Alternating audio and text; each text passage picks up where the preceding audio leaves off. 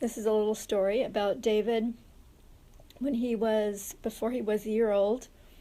At Christmas time, we were in Germany and got him a little Snoopy dog for Christmas. We opened it up and gave it to him, and Dave, you like freaked out. You like screamed bloody murder.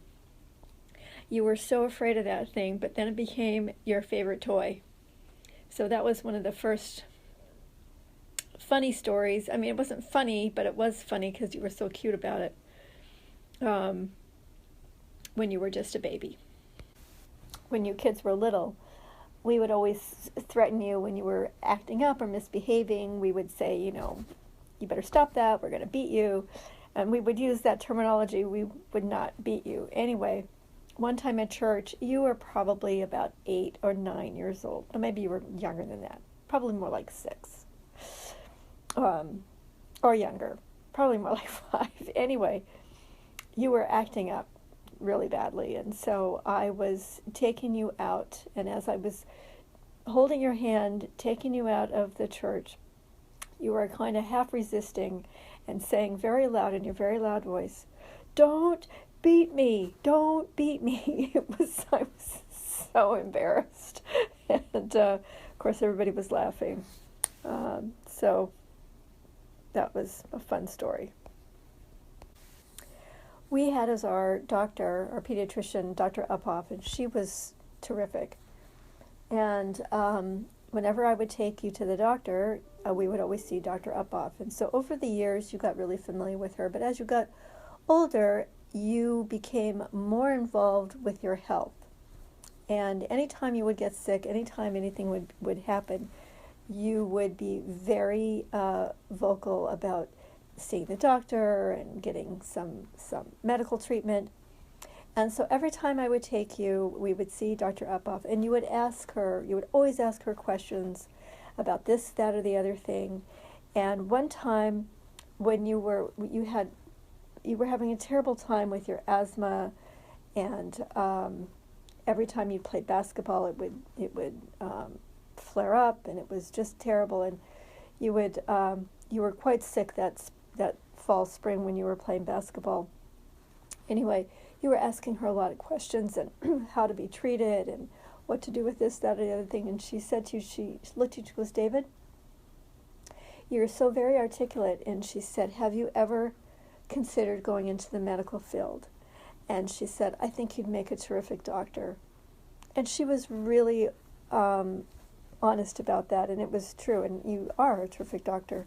So that was probably where the seeds of going into the medical profession probably were planted. When you were a senior in high school, between years after you graduated and before college, you were working, and you had to work to save money for college because you needed to pay for some things. And we were also invited that summer to go down to Hilton Head with your Aunt Kathy and Uncle Michael and Cindy and Glenn and them. And so we were going, but you were working. And so you wanted to go too. And we said, you're welcome to come. But you said, "But I have to work." And I'm like, "Well, you have to work." And then you said, "Well, if you pay me for my vacation, then I can come to Hilton Head with you all." And we're like, "Jay, we're not going to pay you your vacation money to go on this trip." So you ended up not going on the trip, but you were always working the different angles of anything that you had.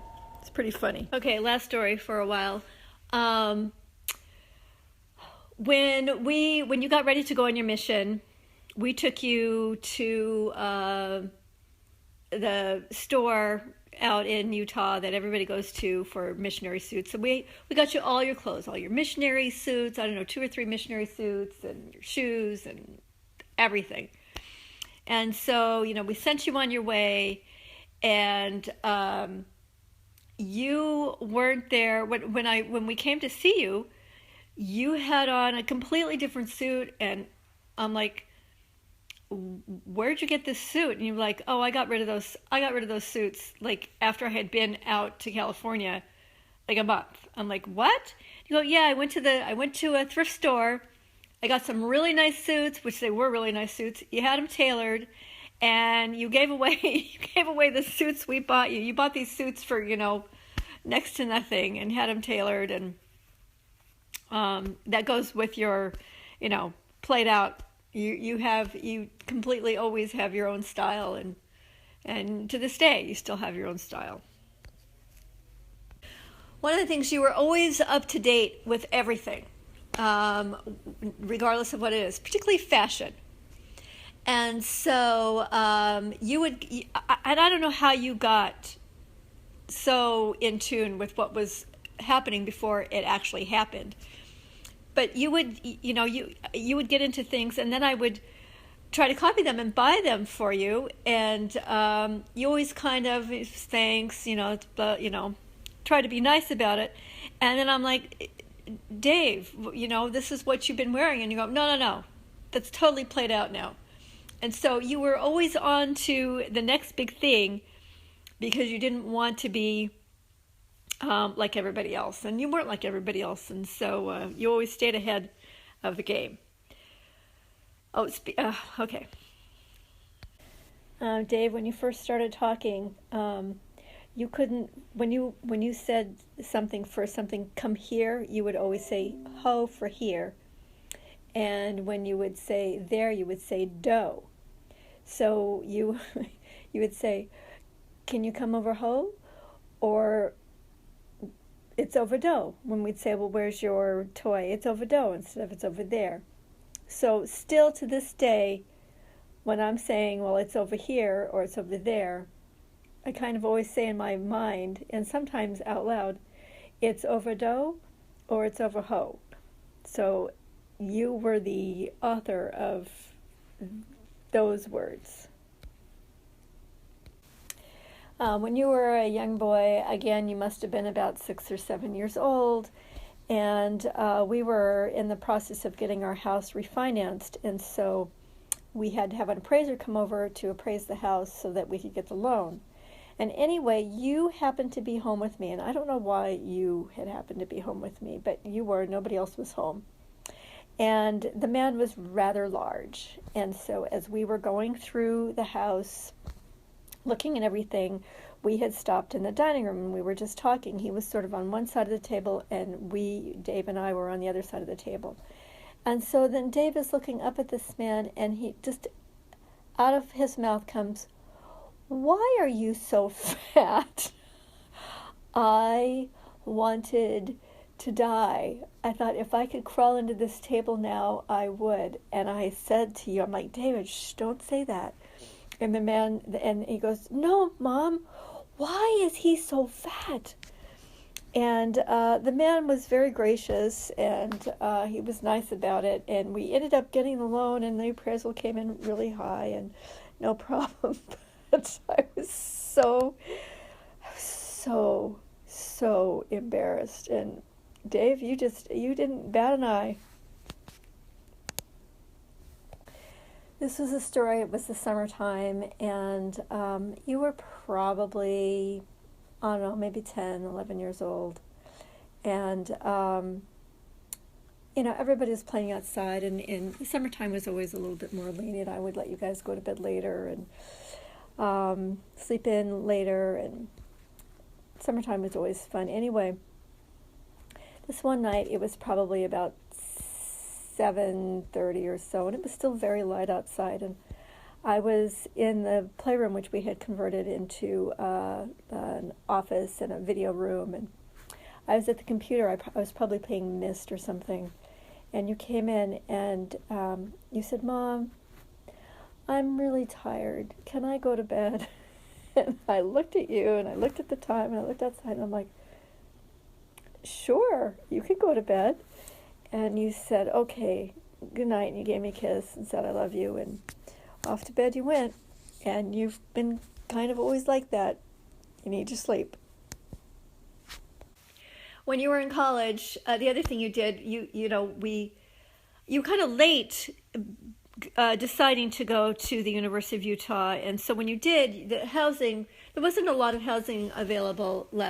So you ended up in a dorm room, and I think you bought a meal cart, or I can't remember if they had a kitchen there. In any case, you got there, and after a month, I mean, you weren't even there a month. You sold your apartment contract, and you went into a house there close to campus in the avenues with some of your friends that you had met there, because you were like, you didn't want to live on campus, you didn't want to be, that kind of guy, and so you got yourself a house.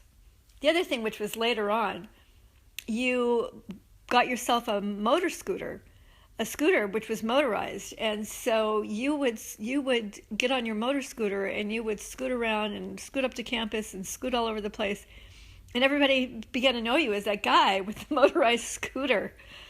So it's another story. Oh, I have one more story. This was when you were in middle school, and you were quote unquote going out with a girl. I think this was one of your first girlfriends, and you would call each other and you would see each other at school and stuff. Well, she would call you and she'd want to do things. And one day, you were in the phone was in the kitchen, and she had called you and she wanted to meet you at College Town Bagels. This was over when it was the only one was by College Town, and she wanted to meet you at College Town Bagels, and have a bagel, have something to drink, and you were trying to figure out a time and stuff to meet her, and then you hung up the phone and you put your head in your hands, and you're like, "This is so stressful. This is too stressful. I don't want to have a girlfriend. This is too much." And I think you broke up with her.